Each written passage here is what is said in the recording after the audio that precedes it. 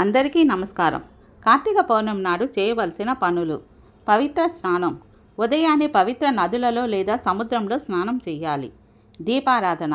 ఆవు నెయ్యితో దీపాలను వెలిగించి, ముఖ్యంగా 365 ఒత్తులున్న దీపం వెలిగించడం వల్ల విశేష ఫలితం ఉంటుంది. శివపూజ. శివాలయానికి వెళ్ళి శివలింగానికి పాలతో అభిషేకం చేయాలి. సత్యనారాయణ వ్రతం. ఈ కార్తీక పౌర్ణమి రోజున సత్యనారాయణ వ్రతం ఆచరించడం మంచిది. దాన ధర్మాలు చేయడం వల్ల పుణ్యం లభిస్తుంది. మంత్ర పఠనం. కార్తీక పౌర్ణమి రోజు ఓం నమ శివాయ వంటి మంత్రాలను జపించడం చాలా శుభప్రదం.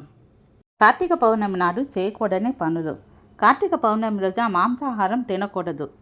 ఉల్లిపాయలు, వెల్లుల్లి వంటివి తినకుండా శాకాహారం తీసుకోవడం మంచిది. మద్యం, పొగాకు వంటి వ్యసనాలకు దూరంగా ఉండాలి. ఈరోజు ఇంటిని శుభ్రంగా ఉంచుకోవాలి. కార్తీక పౌర్ణమి రోజున దాన ధర్మాలు చేయడం వల్ల పుణ్యం లభిస్తుంది. పగటిపూట నిద్రపోవడం మానుకోవాలి.